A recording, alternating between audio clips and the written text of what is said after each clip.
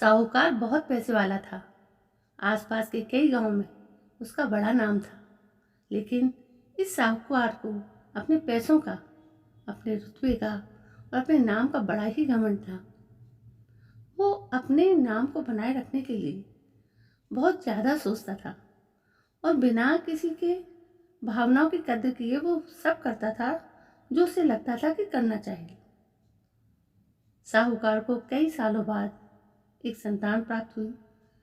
साहूकार ने अपने इस खुशी को मनाने के लिए अपने घर पर बहुत बड़ा कार्यक्रम रखा, जिसमें उसने आसपास के गांव के सभी श्रीमंत लोगों को और सिर्फ ऐसे रिश्तेदारों को जो पैसे वाले थे बुलाया था। पास के ही गांव में साहूकार की खुद की सगी बहन भी रहती थी। क्योंकि इन दिनों उसकी आर्थिक परिस्थिति कुछ अच्छी नहीं थी, इसलिए उसने अपनी बहन को तक इस कार्यक्रम के लिए नहीं बुलाया। साहूकार ने जिस कार्यक्रम का आयोजन किया था वो इतना भव्य था और इसके अलावा उसमें इतने प्रसिद्ध और श्रीमंत लोग आने वाले थे कि इस कार्यक्रम की चर्चाएं हर गांव में होने लगी। यह खबर उस साहूकार की बहन तक भी पहुंच गई। बहन को यह जानकर बहुत ज़्यादा खुशी हुई कि इतने सालों बाद उसके भाई को आखिरकार संतान सुख प्राप्त हो ही गया।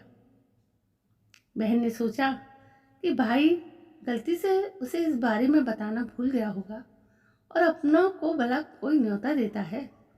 भोली बहन ने अपने भाई के यहाँ इस कार्यक्रम में जाने की तैयारियां शुरू कर दी। जिस दिन वो कार्यक्रम था उस दिन बहन सुबह सुबह ही अपने भाई के घर आने के लिए निकल पड़ी। रास्ते में अपने पुराने मैले कपड़े देख उसे ख्याल आया कि अगर किसी और के घर जाना होता तो मैं ऐसे कपड़ों में जाने की सोचती भी नहीं, लेकिन मैं मेरे अपने घर, अब मेरे मायके जा रही हूँ, वहाँ मुझे ये सब सोचने की कोई ज़रूरत नहीं। जैसे ही वो अपने मायके पहुँची, वहाँ का भव्य आयोजन देखकर वो बहुत खुश हो गई और उसे अपने भाई पर बहुत गर्व हुआ। वहाँ पर वो जल्दी से जल्दी अपने भाई को मिलकर उसकी खुशी में शामिल होना चाहती थी। वो तुरंत सीढ़ियाँ चढ़कर घर के अंदर प्रवेश कर गई। उसने देखा कि उसका भाई मेहमान के तौर पर आए सभी धनाढ्य और नामी लोगों का स्वागत करने में व्यस्त था। बहन जैसे ही अपने भाई की तरफ उससे मिलने के लिए बढ़ी, उसके भाई की नज़रें उस पर पड़ गईं और वो अपनी बहन को ऐसे मैले पुराने कपड़ों में देखकर भाई ने उससे मिलना तो दूर बल्कि तुरंत बहाना बनाकर वहां से निकल गया।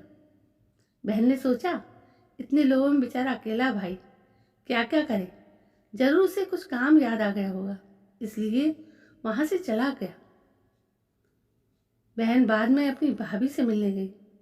भाभी ने उसका स्वागत किया और उसे खाना खाने के लिए आग्रह किया।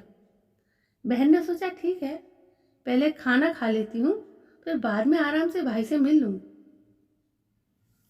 बहन खाना खाने के लिए पंगत में बैठी। साहूकार भाई ने देखा कि अपने सभी धनवान मेहमानों के बीच उसकी गरीब बहन बैठी हुई। सभी कीमती पोशाक पहने लोगों के बीच उसकी बहन जो पुराने मैले कपड़े पहनकर बैठी थी, इस साहूकार से देखा नहीं गया। उसने अपनी बहन को अपने पास बुलवाया, भला बुरा सुनाया और वहां से जाने के लिए बोला। बहन ने अपने सपने में भी नहीं सोचा था कि उसके साथ कभी ऐसा व्यवहार भी हो सकता है, और वो भी उसके खुद के मायके में। अपना अपमान होने के बाद बहन तुरंत अपने घर ससुराल जाने के लिए चल पड़ी।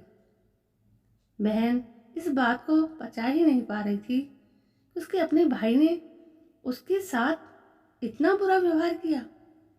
उसकी आंखों से आंसू नहीं थम रहे थे। रास्ते में उसे अपनी पुरानी दोस्त मिली। उस दोस्त ने उसे रोने का कारण पूछा। हालांकि बहन उसे कुछ भी नहीं बताना चाहती थी, लेकिन दोस्त के बार बार पूछने पर उसने उसके साथ हुई सारी घटना उसे बता दी। उसकी दोस्त एक समझदार महिला थी और काफ़ी प्रैक्टिकल सोचने वाली थी। उसने कहा, अगर तुम मेरी बात मानो तो एक दिन तुम्हारा भाई खुद तुम्हें अपने यहाँ बुलाएगा और तुमसे माफ़ी मांगेगा। बहन ने उसे कहा कि मैं तुम्हारी हर बात मानूंगी, बताओ मुझे क्या करना होगा। दोस्त ने कहा, तुम इस अपमान को, इस दुख को एक दिशा दे दो और कोई गृह उद्योग शुरू कर दो। उसमें इतनी मेहनत करो कि उस समय में तुमसे अच्छा कोई भी ना हो। बहन को अपने दोस्त की बात सही लगी। उसने घर पहुंचकर अपने आंसू पहुंचकर उसी दिन से एक गृह उद्योग शुरू किया। उसने दिन रात मेहनत की, अपने साथ कई और गांव की महिलाओं को जोड़ा और देखते देखते उसका गृह उद्योग चल पड़ा। कुछ ही सालों में आसपास के 50 गांव में उसका नाम और रुतबा काफी बढ़ गया और अब वो पैसों के मामले में अपने भाई से भी ज्यादा बड़ी बन गई थी। भाई को भी जब ये पता चला कि उसकी बहन इतनी श्रीमंत हो गई है तो उसने सोचा कि एक बार उससे मिलकर आया जाए। वो जब अपने बहन को उसके घर मिलने पहुंचा तो बहन ने उसका किसी राजा महाराजा की तरह स्वागत किया, उसके पसंद के खाने खिलाए। बहन का ऐसा व्यवहार देखकर भाई को अपनी पिछली गलती का एहसास हुआ, इसलिए उसने अपनी बहन को अपने घर होने वाली पूजा के लिए आमंत्रित किया। कुछ ही दिनों बाद बहन अपने भाई के यहाँ उस पूजा के लिए पहुंच गई। जैसे ही बहन अपने भाई के घर पहुंची, उसका भाई उसके स्वागत के लिए दरवाजे में ही खड़ा था। बहन अपनी महंगी गाड़ी में आई थी। उसने बहुत कीमती साड़ी और उससे भी ज़्यादा कीमती गहने दागिने पहन रखे थे। बहन का ऐसा ठाट बाट देखकर सिर्फ भाई ही नहीं बल्कि उसका पूरा गांव दंग रह गया। भाई दौड़कर आया और बहन की गाड़ी का दरवाजा खोलकर उसे बाहर आने के लिए कहा और बड़े प्यार से उसे पूजा का प्रसाद ग्रहण करने के लिए बुलाया। बहन को इस बार 12 प्रकार के पकवान परोसे गए। चांदी की थाली में उसे खाना दिया गया था। वह साथ में एक सोने की चम्मच भी रखी गई थी। उसके बैठने के लिए बेशकीमती पाट रखा गया था।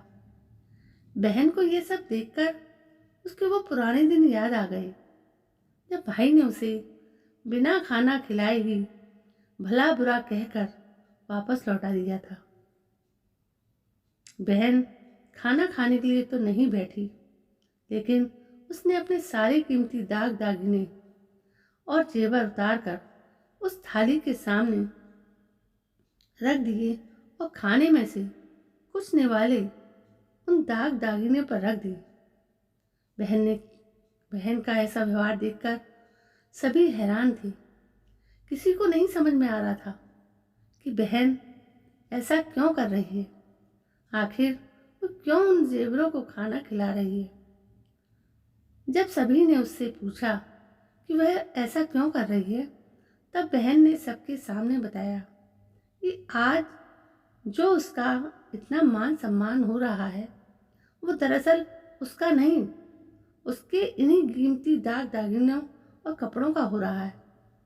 क्योंकि मैं तो अभी भी वही पुरानी साहूकार की बहन थी। अगर कुछ बदला है तो वो मेरी परिस्थितियां हैं, मेरे कपड़े और गहने हैं।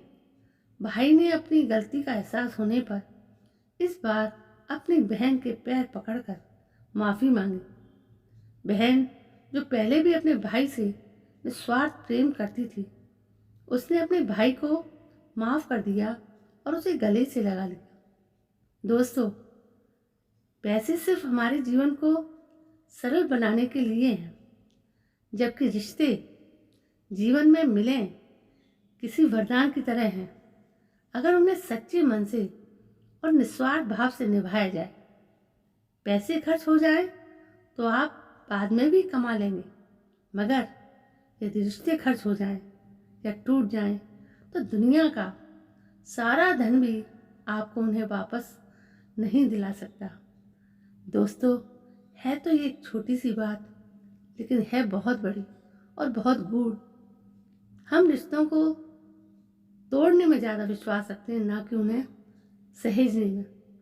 रिश्ते सहेजे जाते हैं, उन्हें पाला जाता है, उन्हें सींचा जाता है, तब रिश्ते प्रगाढ़ बनते हैं। रिश्ता कोई भी हो, ये भाई बहन का रिश्ता है, कोई सा भी रिश्ता हो, माँ बाप का रिश्ता है, बेटे बेटी का रिश्ता, पति पत्नी का रिश्ता, ये गूढ़ है, इसे सहेजना चाहिए। तो दोस्तों, कहानी कैसी लगी आपको? कहानी पसंद आई हो तो प्लीज़ सब्सक्राइब करें। कल मैं फिर हाजिर होती हूँ, तब तक के लिए जय हिंद, वंदे मातरम।